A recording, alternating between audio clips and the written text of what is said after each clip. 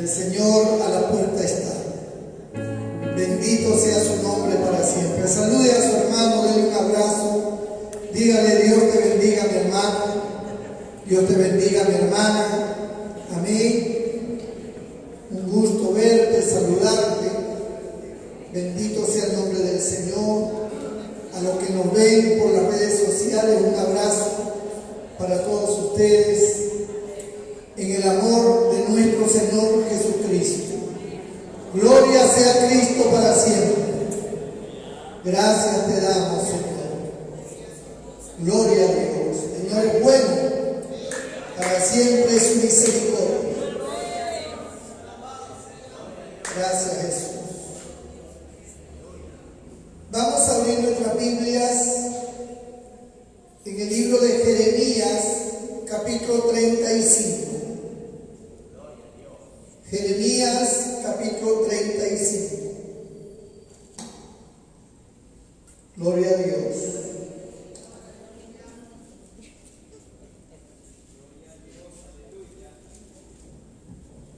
Uno de los profetas mayores se le considera a Jeremías por la extensión de su escrito, no porque sean más que otros profetas.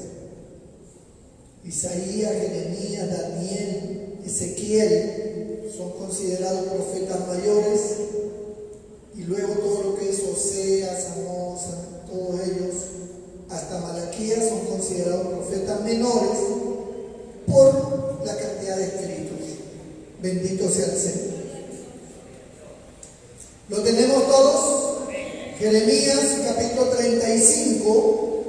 Doy lectura con la bendición del Padre, del Hijo y del Espíritu Santo. Palabra de Jehová que vino a Jeremías en días de Joacim, hijo de Josías, rey de Judá, diciendo: Ve a casa de los recabitas y habla con ellos, e introdúcelos en la casa de Jehová, en uno de los aposentos, y dales a beber vino.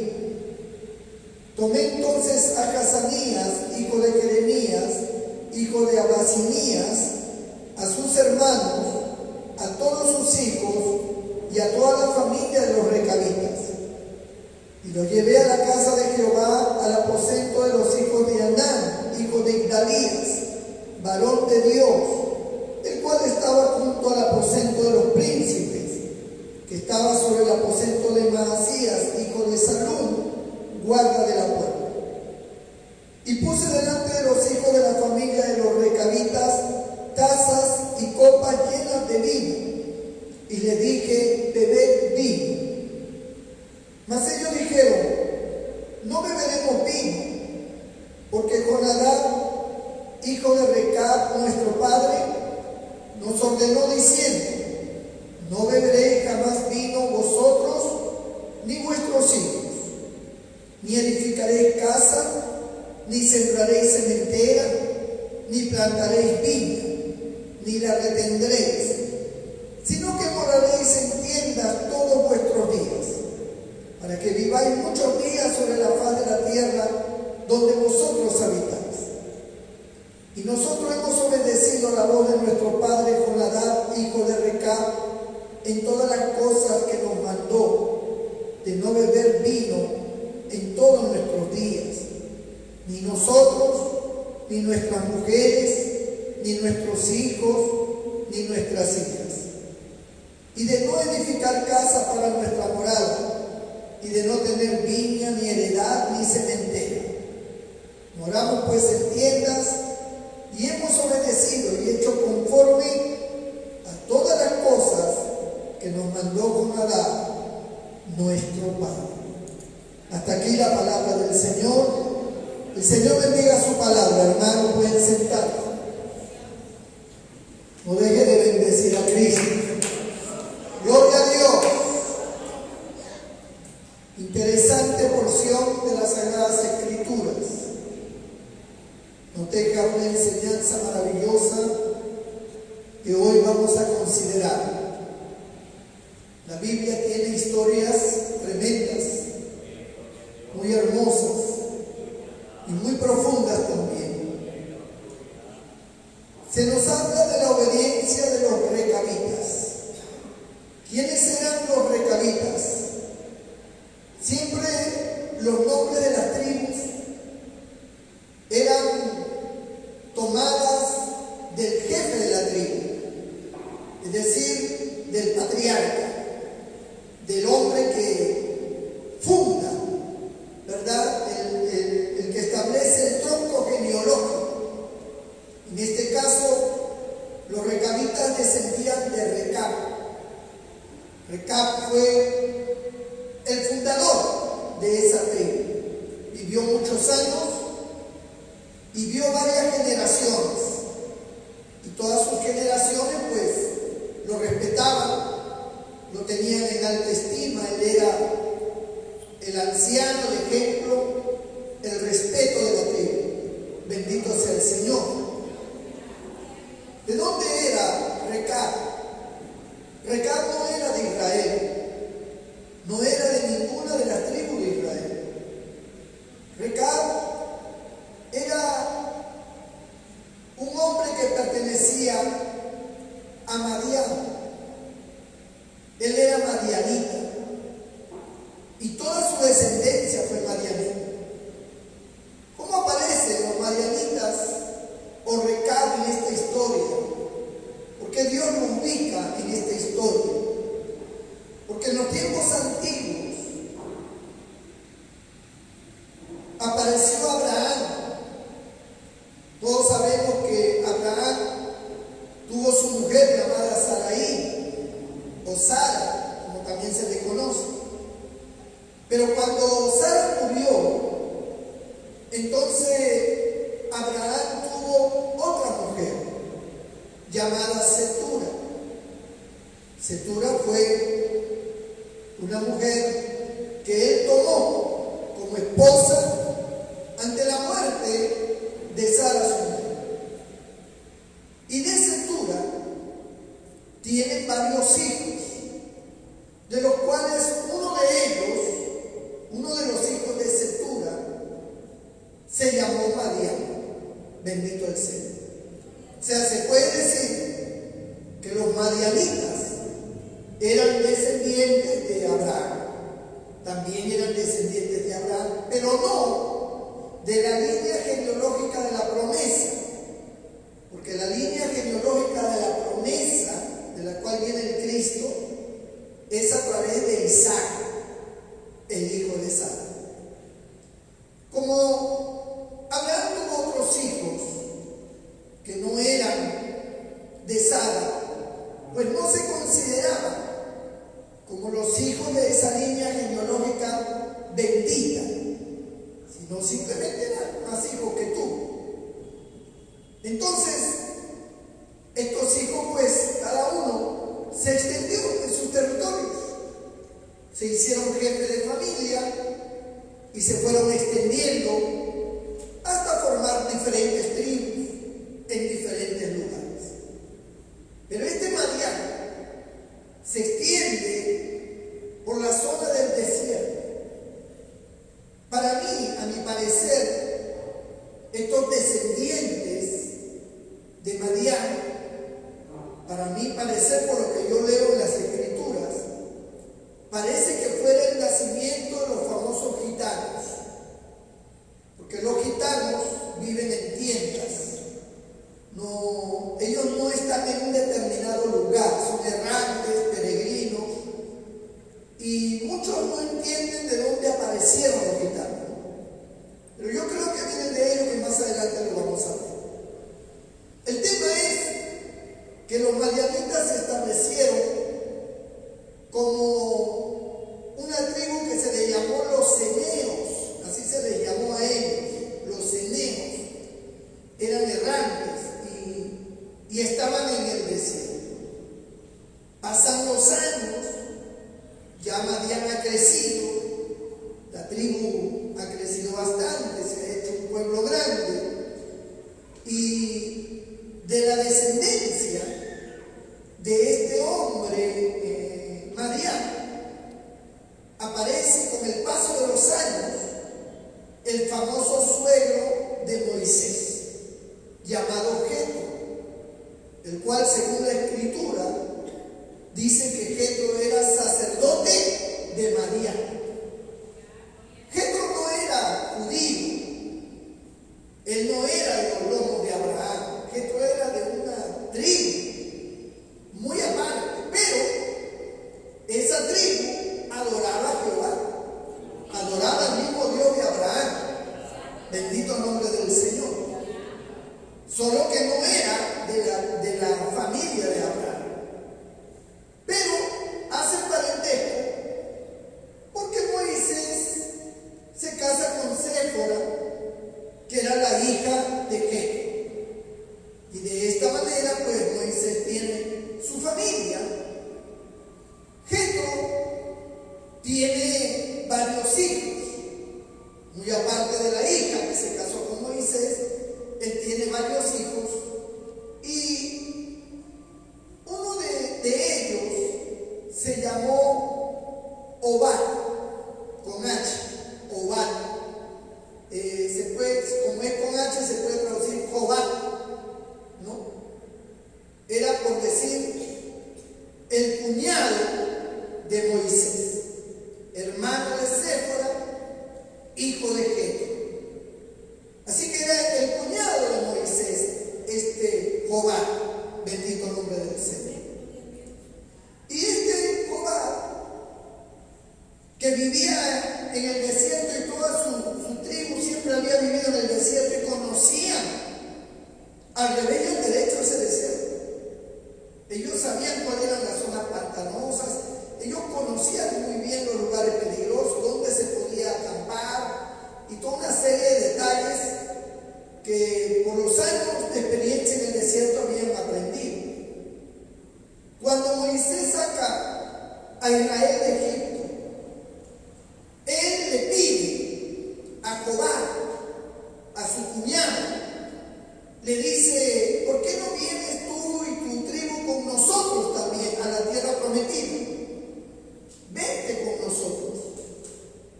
Nosotros te vamos a recompensar, porque tú conoces el desierto, le dice. Tú sabes dónde acampar en el desierto. Entonces Jobad dice: no, realmente yo no quiero ir. O sea, nosotros estamos bien así donde estamos. Pero Moisés le insiste: vamos con nosotros. Allá en la tierra prometida habrá heredad también para ti y para toda tu tribu. Y tanto le insistió que Jobad accede a salir con Moisés. Jobad tiene un hijo llamado Recab, que es del que estamos hablando. Es allí donde aparece Recab. Y Recab, usted sabe, es la sucesión de mando de sus padres, de sus ancestros. Siempre hay uno que queda al frente. Primero era Jetro, pues Jobad, pues Recab. Y Recab tiene un hijo llamado Jonadab, que aparece después de varios años. Aparece este hijo. Y Jonadab vive en una época donde ya la tierra prometida ha sido dada, donde ya está establecido Israel. Pero recuerden, la descendencia de Jetro, de Jobad, de Jonadab, no eran judíos. Ellos no eran judíos, tampoco eran paganos, porque no adoraban a varios dioses, adoraban solo a Jehová. Pero no eran judíos. Entonces, como ellos eran considerados ceneos, porque así les consideraban, ellos tenían sus propias costumbres y su propia forma de vivir. A ellos no les interesó jamás la tierra prometida, porque no era promesa para ellos, era para los hijos de Israel. Entonces, ellos eran nómadas. ¿Pero por qué? Jonadab acentúa esta condición de nómadas porque él vivió una época donde los reyes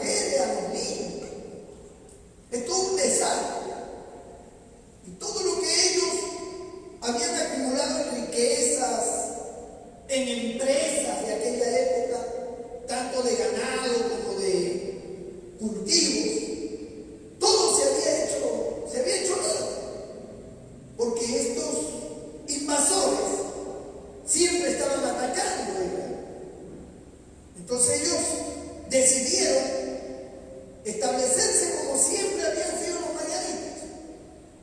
Y ellos dijeron: nosotros vamos a vivir en el desierto, nosotros vamos a vivir en tiendas, nosotros no tendremos tierras, nosotros no tendremos cementeras, nosotros no tendremos casas, no tendremos nada.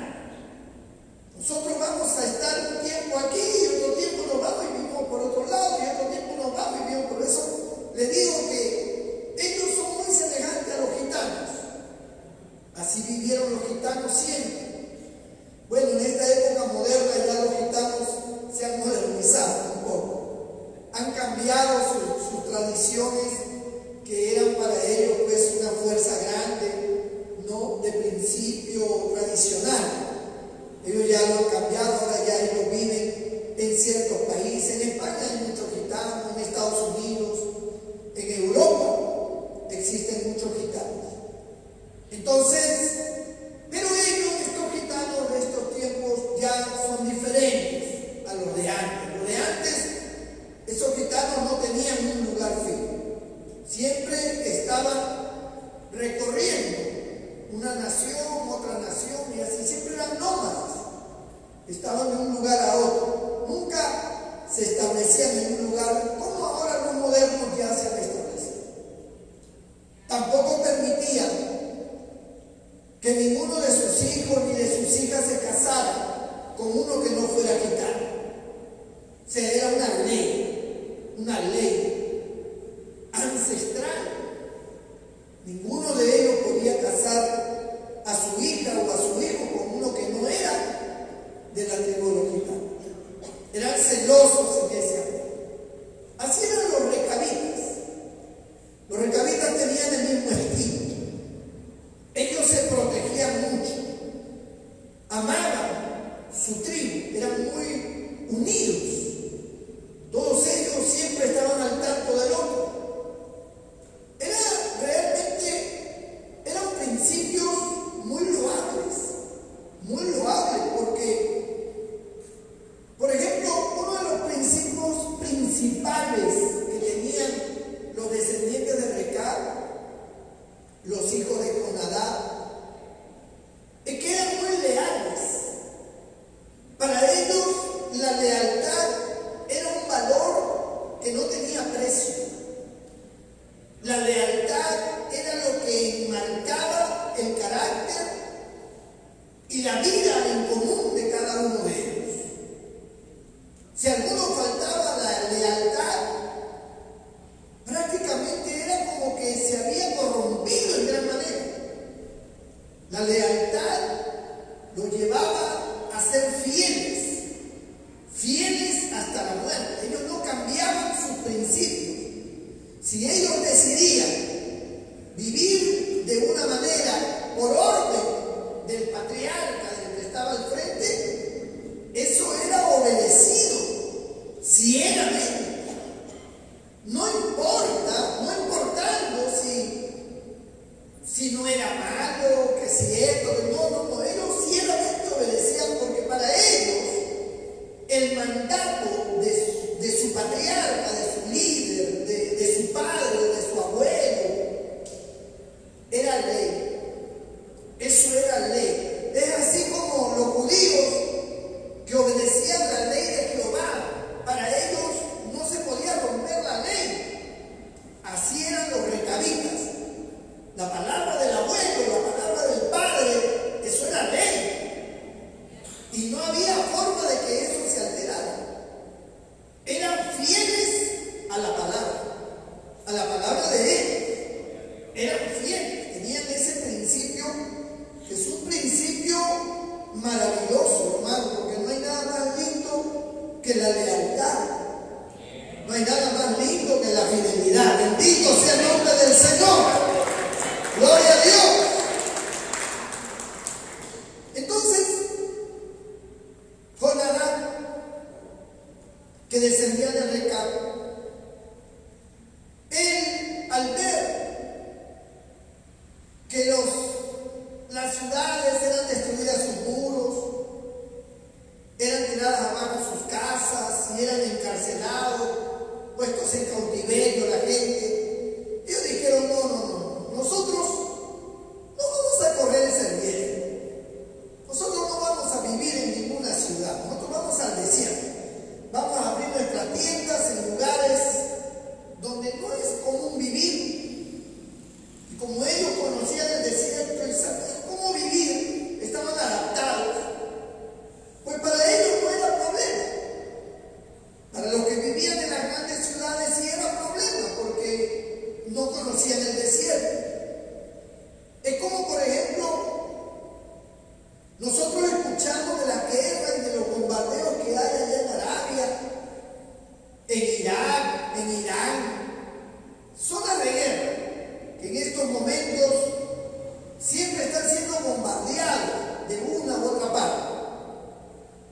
Y usted ve a los niños, mientras están cayendo las bombas, los niños están jugando. Los niños están corriendo, están jugando y ¡boom! Una explosión por ahí, un cohete eso, teledirigido, explotando a unas cuadras y los niños jugando. Porque para ellos las bombas, las balas, las muertes ya es común. Ellos están adaptados a ese ambiente. Nosotros escuchamos una bala y no sabemos dónde meterla. Bendito el nombre del Señor. Yo me acuerdo en la época acá en el Perú donde el terrorismo imperaba y daban coches bomba y había muchas balas en las madrugadas, se escuchaban tanto del ejército como de estos hombres, se agarraban a balazos. Y un día llegó un pastor joven de Estados Unidos que se casó con una peruana acá.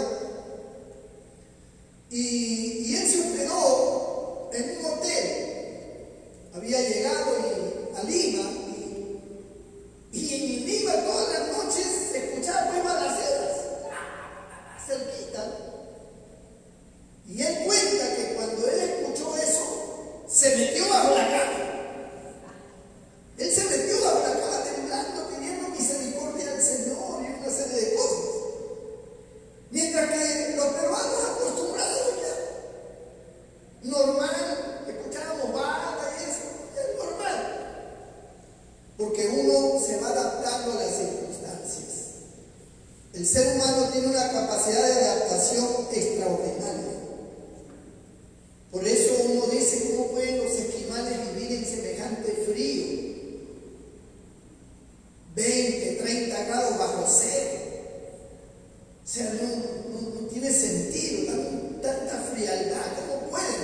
Pero es que para ellos, normal, no solamente viven, se bañan en esas aguas congeladas. Entonces, ¿cómo es posible? Su cuerpo se adapta, su forma de vida, su hábitat, están adaptados. Otros viven en zonas súper calurosas, están adaptados. Uno que no tiene costumbre de esas zonas, le afecta, se enferma enseguida. Es como el que vive en las alturas. Gente que vive 4.000 metros sobre el nivel del mar, allá en la Puna, allá en el Cerro de Pasco, que es altísimo. Y llega un costeño y le da el sorocho. Me acuerdo de un hermano Feli Ramos, un moreno grande.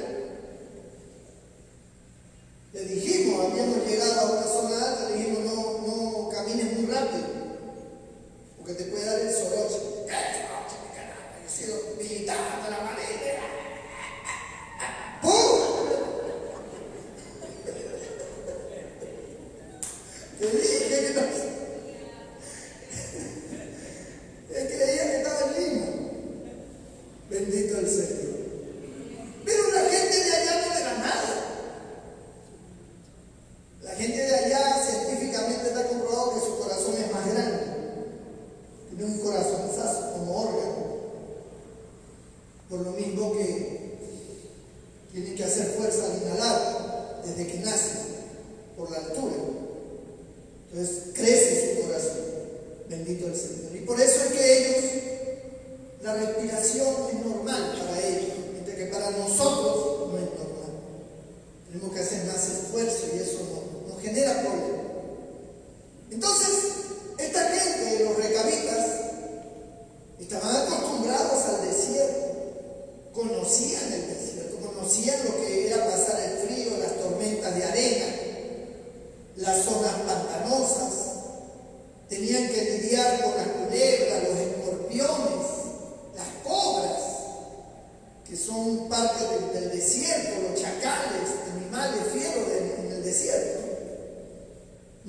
tremendas arañas, unas tarántulas grandazas que hay en el desierto también.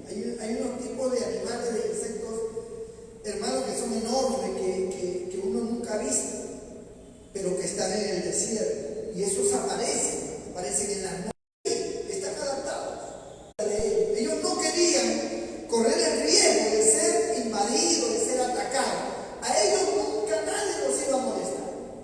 Y fue verdad, ningún reino jamás ha atacado una tribu nómada del desierto, jamás. Porque es una locura irse al desierto a invadir qué. Si ellos no tienen reino, ellos no tienen casa, no tienen nada, no tienen tiendas donde duermen. ¿Qué cosa van a invadir? ¿Para qué? Además, al desierto hay que morirse de sed, a ser picado por una tarántula, un escorpión. O sea, no tenía sentido. Los recabitas se sentían seguros, se sentían bien donde estaban, ¿no? Había como una especie de sabiduría en ese sentido, porque estaban en buen respaldo. No había problemas, bendito el Señor. Y esto venía de generación en generación. O sea, este tipo de ordenanza, de vivir así, era algo que todo patriarca, todo líder o todo pariente antiguo que tomaba el mando de la tribu siempre estaba dando la charla de que esa era la forma de vivir de ellos. Para las nuevas generaciones, para los niños que nacían, que venían al mundo, y ya cuando estaban creciendo, inmediatamente les indicaba cuál era el perfil de vida de ellos. O sea, eso era continuo, siempre se estaba dando. De tal manera que ellos acataban ciegamente, fielmente. Un día, en los días de Joacim, rey de Judá, Israel, especialmente la tribu de Judá, estaba atravesando por problemas de desobediencia ante Dios. Había una gran indiferencia a la ley de Dios. Y Dios quería darles una lección. Dios quería hablarles. Dios quería mostrarles. Porque ya Dios había venido avisando con anterioridad a través de muchos profetas que iba a venir un juicio grande sobre Judá, sobre Jerusalén. Iba a venir un juicio grande. Y Dios no quería que viniera ese juicio. Por eso Dios les iba advirtiendo. En el Antiguo Testamento, Dios tenía una forma de manejar la situación. Según las Escrituras, uno entiende que Dios tenía una forma. Por ejemplo, usted sabe que Dios, cuando dice una cosa, eso es así. Si Dios está anunciando que viene un juicio, definitivamente no hay quien detenga ese juicio. Ese juicio llega de todas maneras. Pero había algo que favorecía, que cuando Dios advertía que venía el juicio, y el pueblo, en este caso los que estaban al frente, el rey, los sacerdotes, ellos se humillaban. Entonces Dios, ¿qué hacía? Postergaba el juicio. El juicio que iba a venir para ellos, los postergaba. Por ejemplo, un día Dios le dice a David, ¿no?, que David iba a venir un día en que va a dividir a Israel. David luchó mucho para que Israel estuviera unido, pero Dios dice: un día se va a dividir de nuevo. Y no lo haré. Cuando le habla, nace Salomón y aparece Salomón en escena, Dios le dice a Salomón: yo le dije a tu padre que este reino iba a ser dividido, pero por amor a David Padre, no lo voy a dividir en tus días. A pesar de que tú has hecho mal, a pesar de que tú has pecado, yo no lo voy a hacer en tus días. Tú no vas a ver ese problema. Pero en los días de tu hijo sí lo voy a hacer. O sea, Dios se tomaba la libertad como Dios que es de postergar si quería el juicio. Pero el juicio de todas maneras iba a llegar. Solo lo postergaba con el único condicionante de que el pueblo se humillara. Si el pueblo se humillaba, Dios postergaba el juicio, ¿no? Entonces, eso era lo que pasaba, que Dios anunciaba juicio y si no se humillaba, le volvía a advertir, y si no se humillaba, ¡ram!, le caía. Cuando Dios ve a Israel, a Judá, cuyo rey era Joacim, él ve que Joacim está de espaldas a la ley de Dios. Dios está molesto. Dios sabe lo que les va a venir. Dios no quiere. Dios quiere que ellos entiendan, que ellos se arrepientan. Pero no hay forma de hacerlos entender.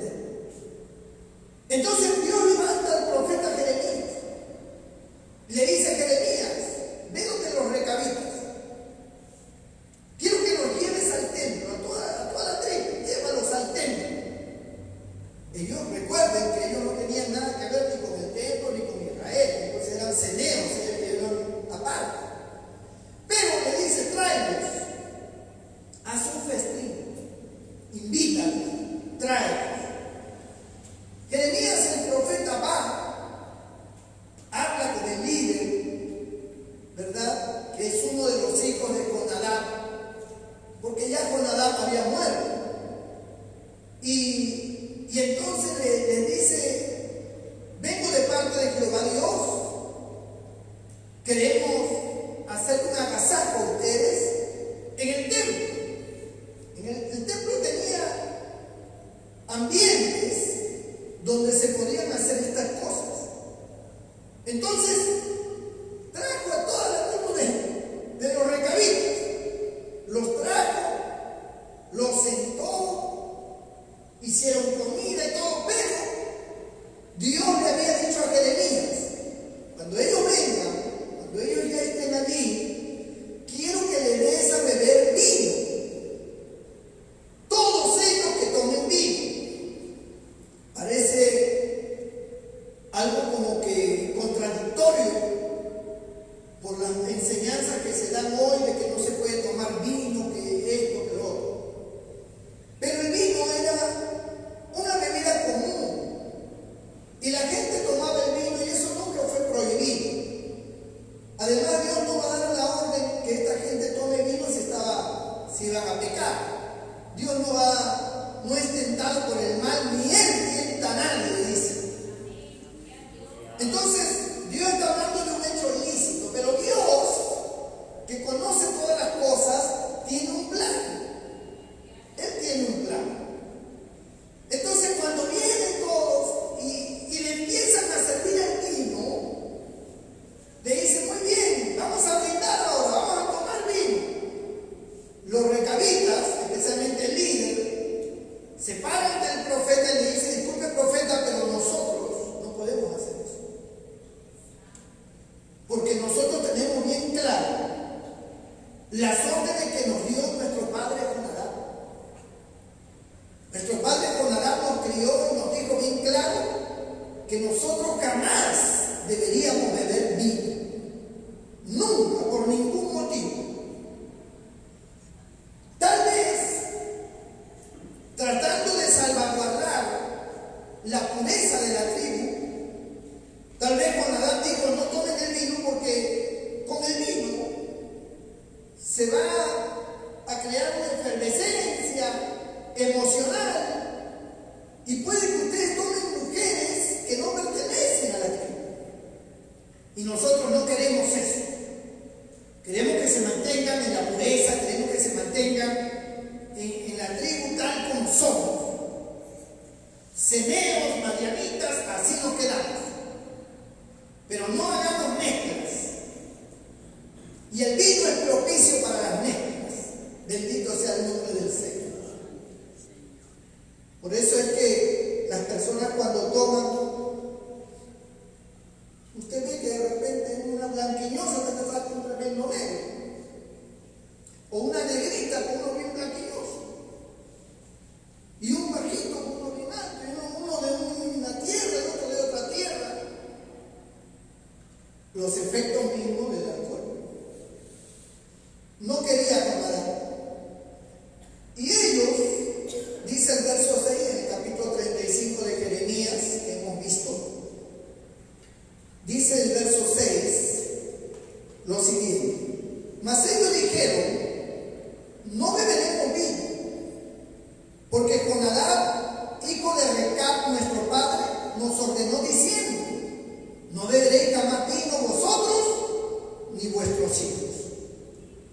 Tampoco edificaréis casa, ni sembraréis cementera, ni plantaréis viña, ni las retendréis, sino que moraréis en tiendas todos vuestros días, para que viváis muchos días sobre la faz de la tierra donde vosotros habitáis, porque si ustedes se establecen en un lugar, los van a invadir y los van a matar. Y nosotros, dice el verso 8, hemos obedecido a la voz de nuestro padre Jonadab, hijo de Recab, en todas las cosas que nos mandó, de no beber vino en todos nuestros días, ni nosotros, ni nuestras mujeres, ni nuestros hijos, ni nuestras hijas, y de no edificar casas para nuestra morada, y de no tener viña, ni heredad, ni cementera. Moramos pues en tiendas, y hemos obedecido y hecho conforme a todas las cosas que nos mandó Jonadab, nuestro padre. Bendito nombre del Señor. O sea, noten ustedes qué tal principio de obediencia en esa tribu. O sea, ya Recab había muerto, Jonadab había muerto, pero ellos seguían manteniendo el principio.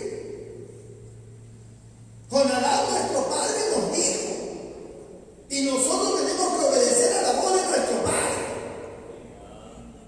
Dios se complacía con esa tribu, a pesar de que esa tribu no tenía nada que ver con Israel, pero Dios se complacía de ver esos valores en ellos, ese principio de obediencia, de lealtad a Dios. Le regocijaba eso, por eso lo pone como ejemplo, porque Dios tiene un plan, Dios tiene una estrategia, está usando esta situación para declarar algo. Sigamos leyendo para entenderlo. Nos dice la Escritura, verso 12: y vino palabra de Jehová a Jeremías diciendo, así ha dicho Jehová de los ejércitos, Dios de Israel, ve y di a los varones de Judá y a los moradores de Jerusalén, ¿no aprenderéis a obedecer mis palabras? Dice Jehová.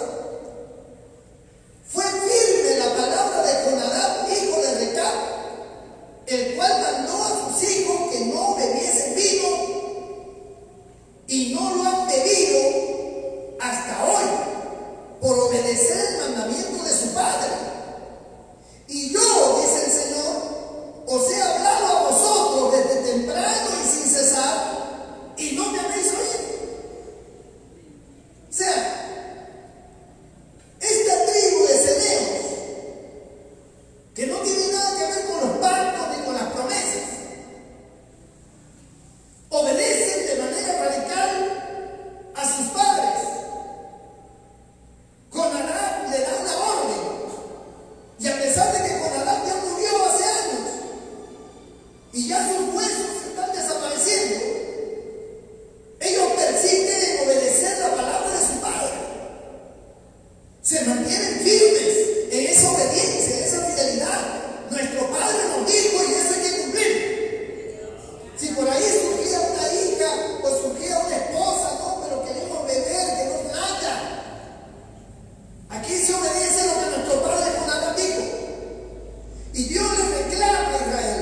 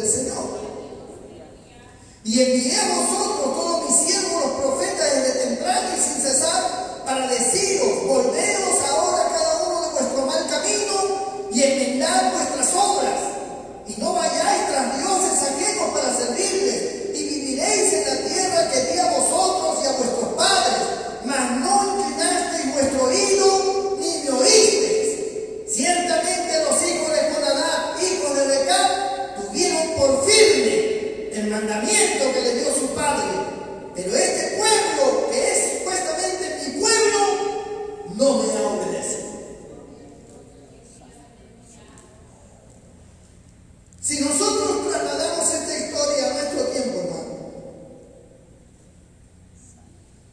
yo le aseguro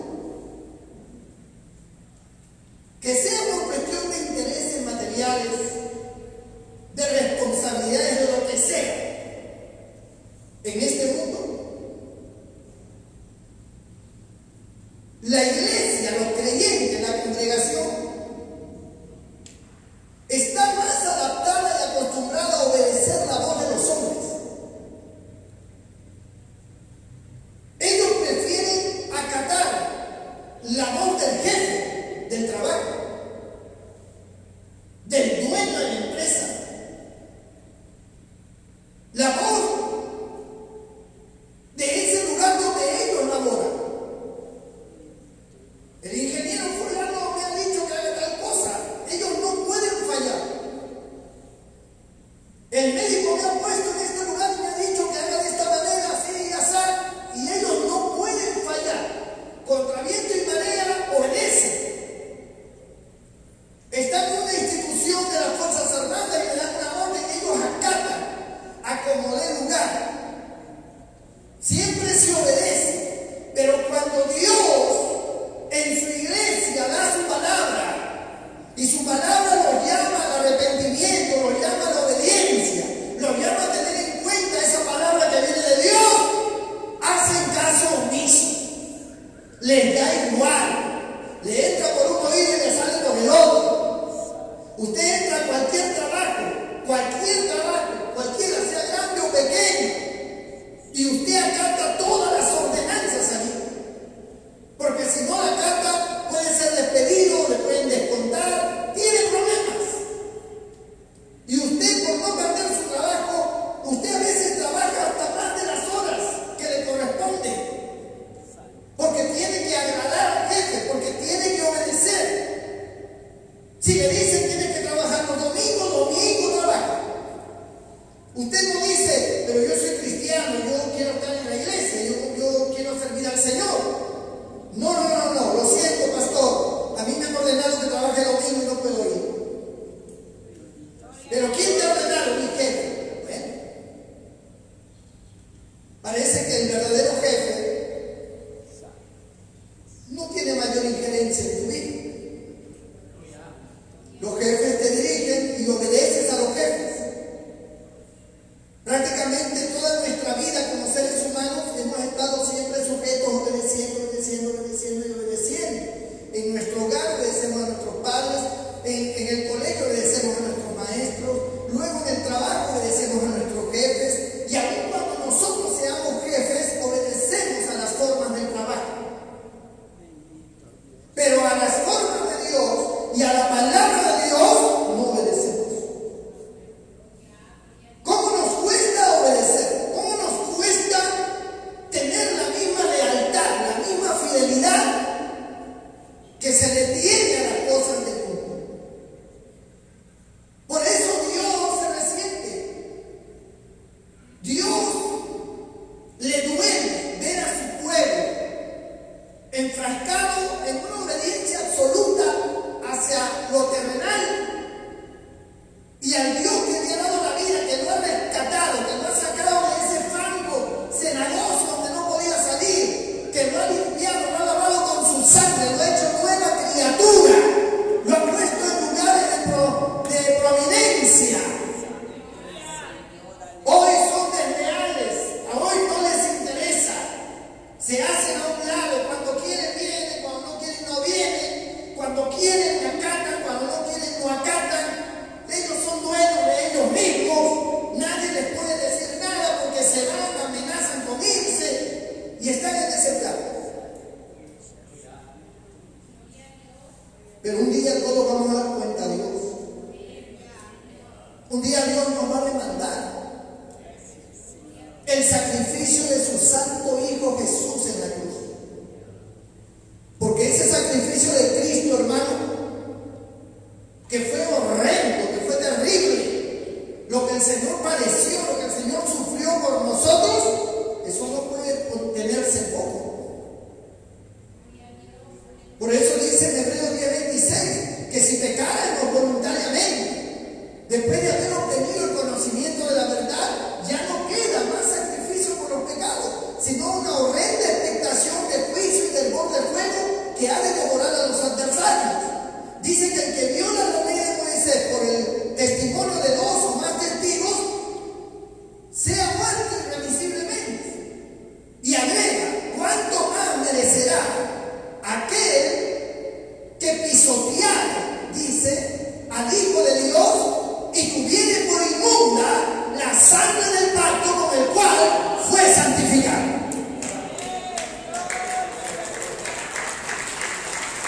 Pero eso es lo que está pasando. Se tiene por inmunda la sangre del pacto. La sangre del único que nos puede salvar y que nos ha salvado. Ojalá pudiéramos ser como los recabitas. En el Antiguo Testamento Dios era capaz de dar cualquier cosa con tal que su pueblo fuera como los recabitas.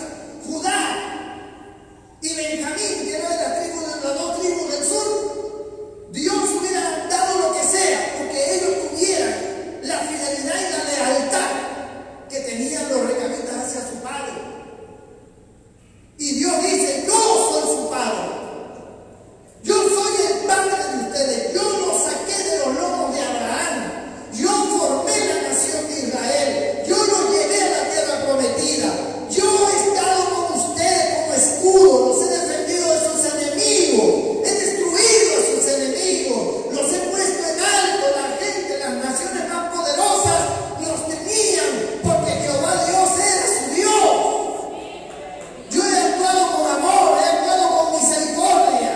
Mis promesas siempre han sido dadas y cumplidas. Daría cualquier cosa porque ustedes fueran como los recabitas. Que ustedes fueran así de leales, que ustedes fueran así de obedientes. ¿Saben que hay instituciones en el mundo, hermanos, que no son cristianas? Pero qué fidelidad tienen ellos a su logia, a su círculo, a lo que el lugar donde están. Fidelidad hasta a sus partidos políticos, dan la vida por ellos.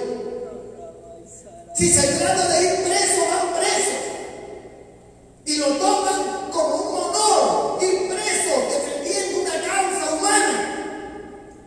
Y Dios dice, como quisiera que mi pueblo tuviera en cuenta mi nombre, que mi pueblo tuviera en cuenta mi palabra, que fueran leales así, con ese optimismo, con ese alegre, con ese coraje. Pero mi pueblo está desatendido. Ellos no me oyen, por más que yo les hablo, por más que yo les doy mi palabra, por más que yo me manifiesto con amor, por más que los libro de sus enfermedades y de sus problemas. Ellos no me oyen, su mente está lejos de mí, su alabanza es hipócrita, no hay una comunión verdadera, no hay fidelidad ni obediencia a mi palabra. ¿Qué hago? Dice Dios. ¿Qué haré con este pueblo?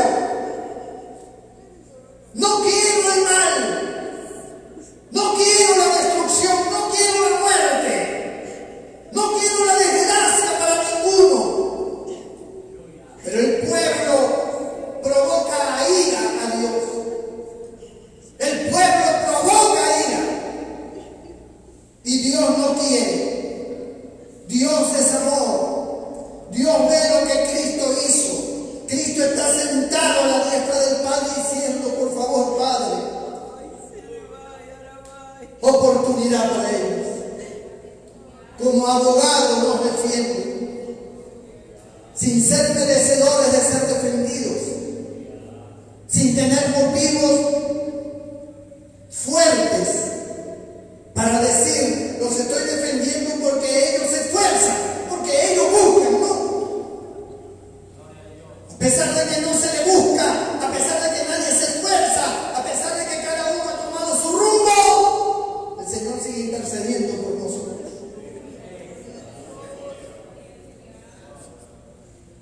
Pero dice la Escritura que llegará el día en que Dios nos hará ver que Sodoma y Gomorra han sido mejores que nosotros. Porque cuando se le advirtió, hubo gente que creyó. Pero nosotros no creemos. Cuando Dios desataba su ira sobre alguna nación, se arrepentía. Como Nínive, que se arrepintió a pesar de que Jonás no quiso ir, pero se arrepintieron al oír la palabra de Dios. Una nación pagana tuvo en cuenta la voz de Dios. Pero el pueblo de Dios no quiso. Se encerró en su indiferencia, en su vida cómoda, cada uno escogiendo su comodidad. Si quiero lo hago, si no quiero no lo hago. A mí el pastor no es mi padre, el pastor no me manda. Y por supuesto que no. Pero el pastor es uno que declara la palabra de Dios. Y esa palabra es la que tienes que acatar. Porque esta palabra no es mi palabra, es la palabra de Dios.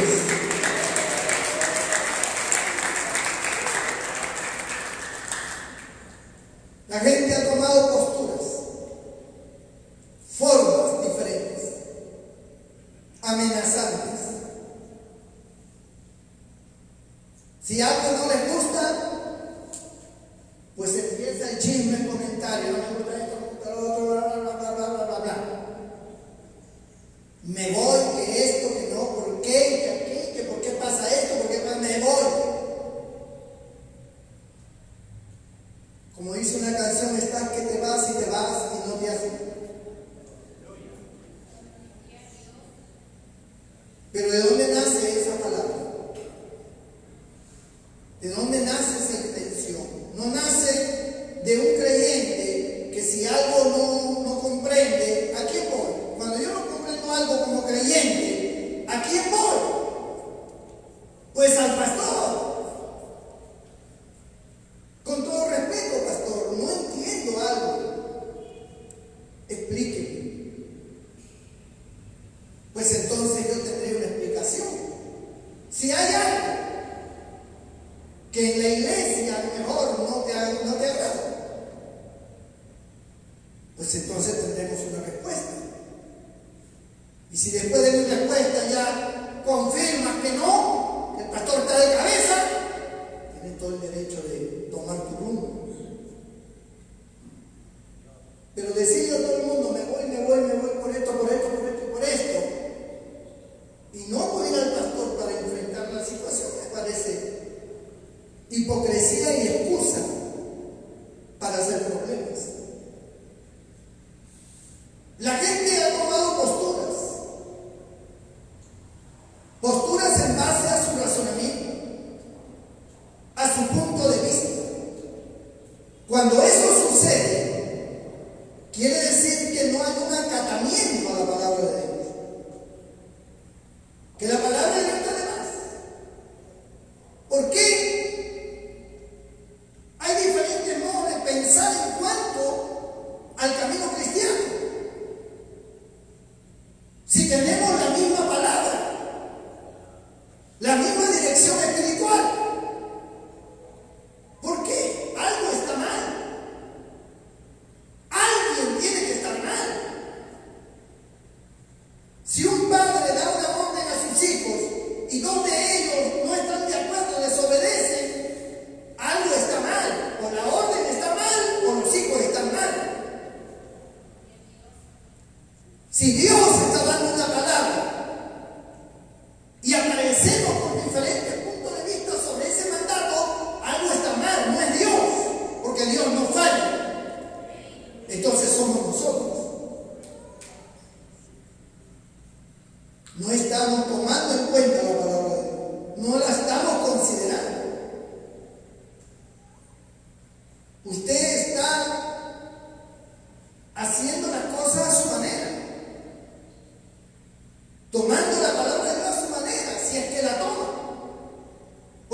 siquiera toma la palabra de Dios. Simplemente son sus argumentos humanos, su lógica humana, pero no la palabra de Dios. Y eso hace que a Dios le duele el corazón. Cristo mismo se fastidiaba con sus propios discípulos cuando les decía: ¿hasta cuándo estaré con vosotros, hombres de poca fe? ¿Hasta cuándo? Es una expresión de molestia. ¿Por qué no acaban de entender? ¿Por qué no acaban de comprender? No me ponen atención. Es como si pareciera que estuvieran en la iglesia, pero en realidad como que no están. Está pensando en su negocio, está pensando en esto, está pensando, no pone atención.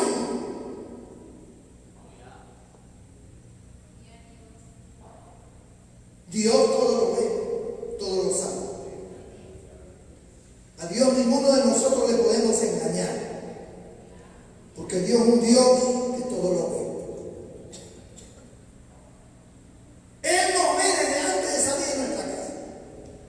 Nos ha visto todo el día y nos ha visto llegar. Él ve y lee tus pensamientos, tus intenciones, tu condición. Él la conoce, Él lo sabe. ¿Qué le vas a engañar?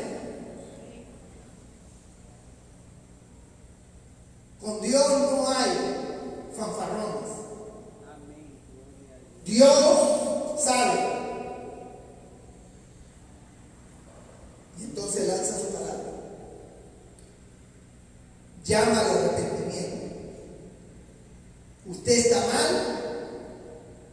Usted está pecando contra Dios. Usted oye la palabra del arrepentimiento, pero ¿acaso usted se arrepiente? No se arrepiente. El llamado viene, Dios lo llama, pero usted no viene. Que vayan otros, conmigo no es. Con usted nunca es. Ahora póngase a pensar con su lógica humana. ¿Usted cree que una prédica que Dios lanza a la congregación es porque ese mensaje no es para la congregación, sino sabe Dios para quién? Se supone que una prédica que Dios da es para todos los que estamos en la congregación. No, eso no es para mí. Entonces, ¿para quién es?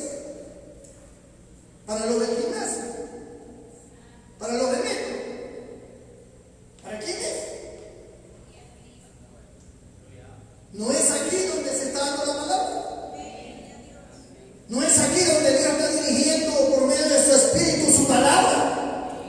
Entonces, ¿para quién es, hermano? Pues es para nosotros. Pero no hay peor sordo que aquel que teniendo orejas y oídos no quiere oír.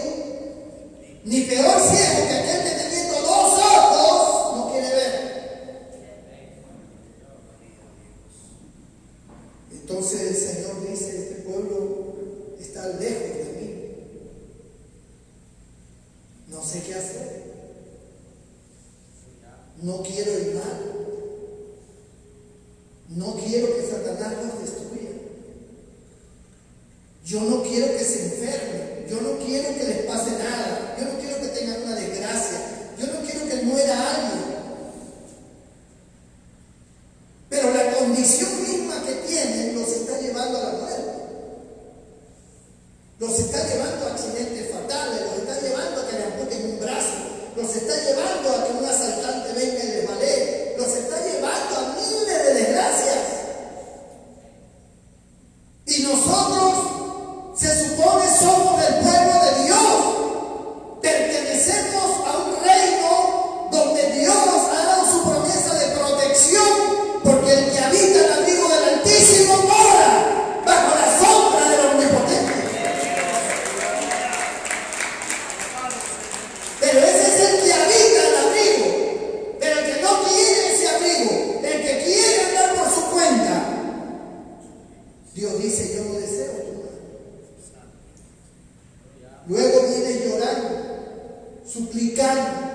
clamando desesperadamente. Después que abandonaste,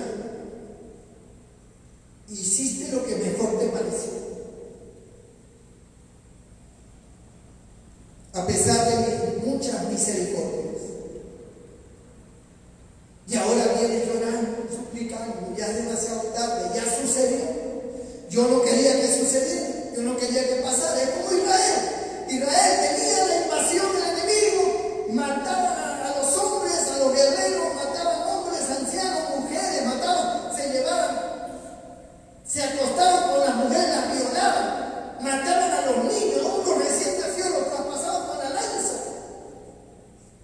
colgaban las cabezas de los enemigos y los colocaban ahí, incendiaban las casas, se llevaban todo el botín, la joya, todo lo que tenían, y se llevaban cautivos a los jóvenes y a mucha gente.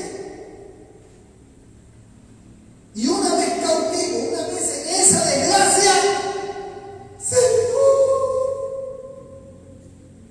ten misericordia.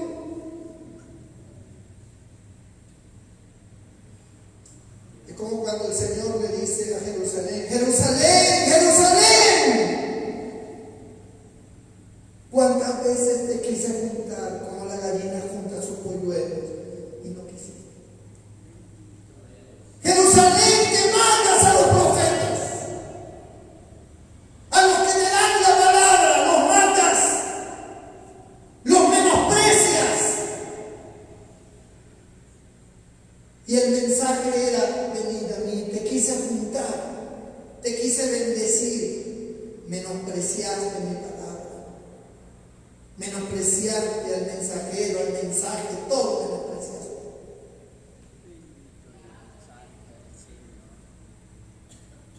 Y cuando venga la desgracia, seguramente te voy a perdonar.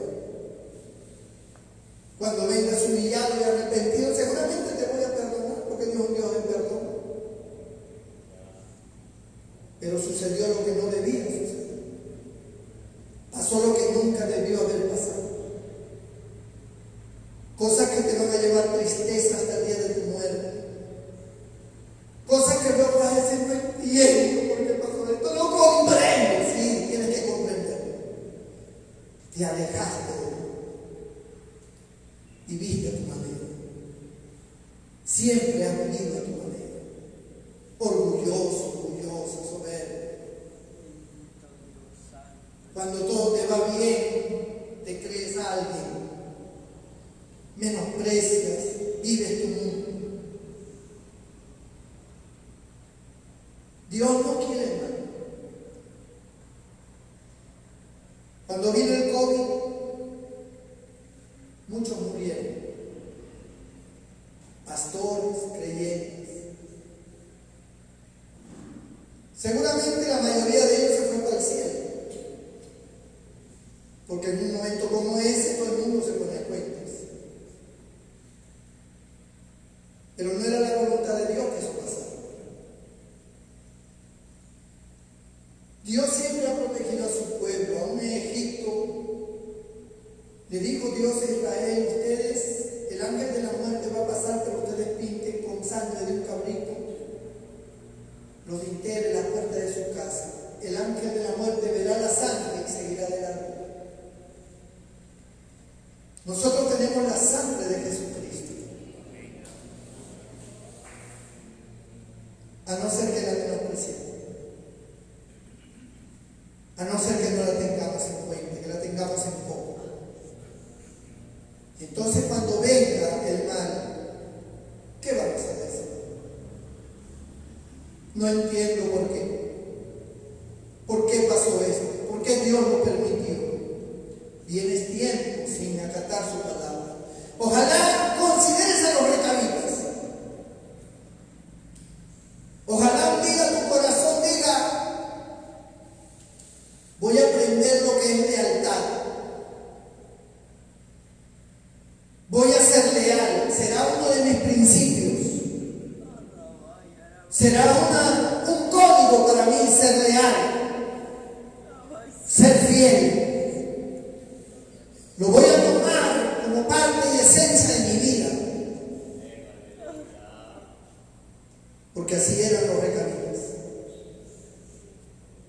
principio era un ejemplo el cual Dios tomaba. Y Dios le dice a los recabitas, para finalizar: por cuanto ustedes han sido leales y obedientes al amor de su padre, Jonadab, Jobab, Recab,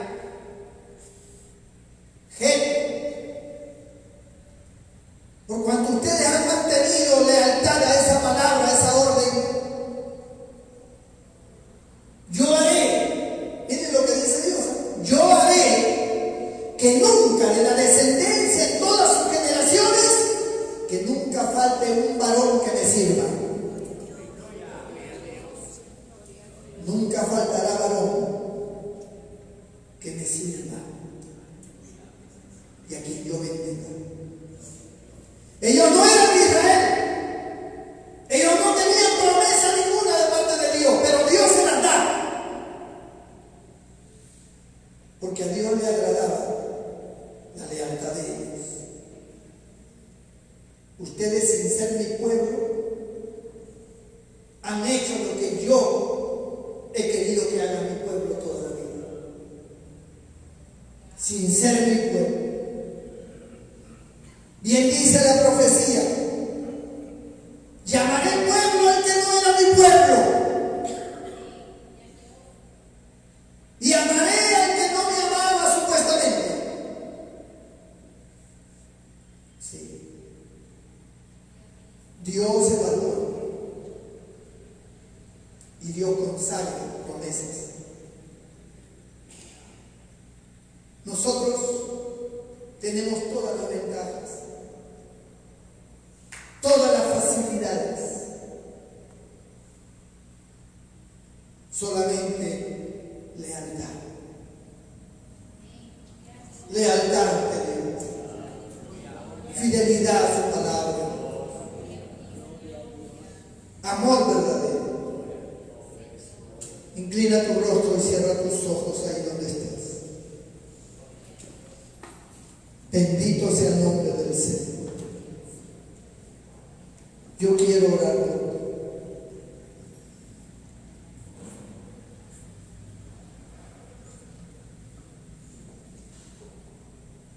Esta noche Dios pide de ti lealtad a Él, fidelidad a su palabra. Que tú entiendas que tú no estás aquí porque tú lo escogiste, que no estás aquí porque a ti te plació. Dios te trajo. Eres parte de esta congregación. Entonces sé leal, sé fiel, no hables mal. Ten temor de Dios. Si algo tienes, alguna duda, alguna interrogante, habla con las personas adecuadas. No amenaces.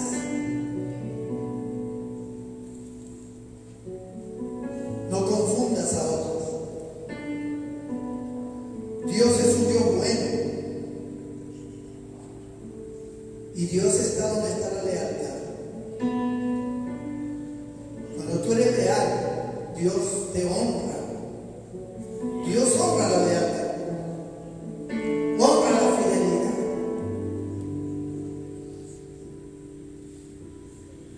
Yo quiero orar por ti. Si hay alguien esta noche que diga: pastor, ore por mí, por favor.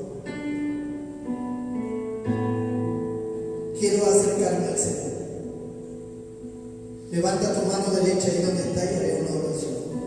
Dios te bendiga. ¿Alguien más? Levanta tu mano. ¿No es este el momento más oportuno para venir al Señor? Dios te bendiga. Pero qué difícil es el ser humano para entender. Dios bendiga esa vida también.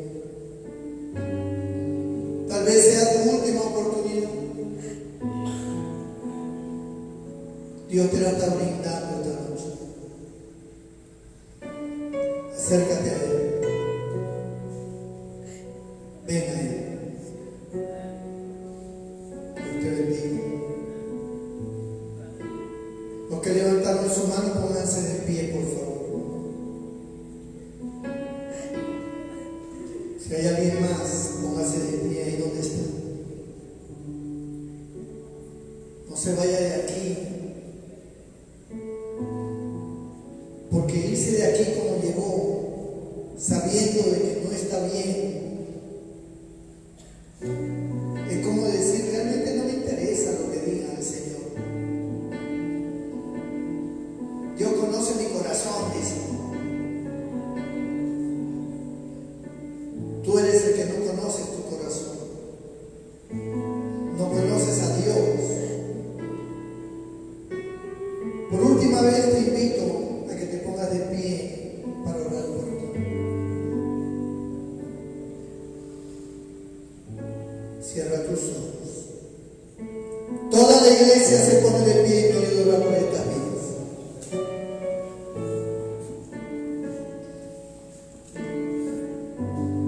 Gloria a Cristo. Gracias, Señor. Gracias, Cristo. Gracias por tu gran amor, por tu gran misericordia. No somos nada delante de ti. No tenemos ningún valor del cual podamos nosotros glorificarnos. Lo que somos hoy te lo debemos a ti. Lo que tenemos hoy es por ti. Tú nos rescataste, nos salvaste, nos perdonaste. Hay tiempos de rezago, hay tiempos donde el ser humano te da la espalda. Pero tu palabra es pronunciada para reflexionar, para entender que debemos ser fieles, que debemos ser agradecidos, que debemos ser leales, que no debemos mezclar nuestros intereses o nuestros problemas como excusa para tomar decisiones absurdas. Aquí hay vidas que se han puesto de pie, Señor, porque han comprendido esta palabra. Y todo el que a ti viene, tú no le echas fuera. Tú perdonas, tú limpias, tú santificas. Tú haces nuevas todas las cosas. Tú brindas una nueva oportunidad. Y eso es lo que tú das esta noche, una nueva oportunidad a cada vida que de corazón sincero se ha acercado a ti, que ha tenido esa iniciativa de levantar su mano, de ponerse de pie anteriormente. Bendícelos, sálvalos, perdónalos, santifícalos. Señor, llénalos de tu misericordia, de tu amor, de tu presencia. Que ellos sean instrumentos tuyos. En la vasija que se rompe, pero que tú vuelves a armar. Mejor vasija que antes. Llena de la bendición de Dios. Desbarata la sombra de las tinieblas que han estado operando en su mente, en sus corazones. Reprendo y echo fuera todo poder satánico que ha estado introduciéndose en sus mentes. Santifícalos, Señor. Y los que estén enfermos, toca sus cuerpos, tócalos ahora mismo, sánalos, Padre, en el nombre de Jesús. Y tú recibes la gloria, la honra y la alabanza, Señor, en Cristo tu Hijo. Amén y amén.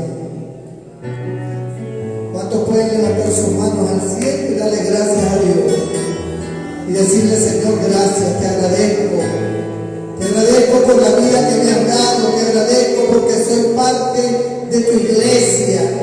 Te agradezco porque yo, no siendo nada, tú has transformado mi vida. Gracias, Señor. Gracias por tu amor, gracias por tu benevolencia. Gracias, te dice. Gracias. Dios los bendiga, mis hermanos. Nuestra hermanita Adela pasa por acá.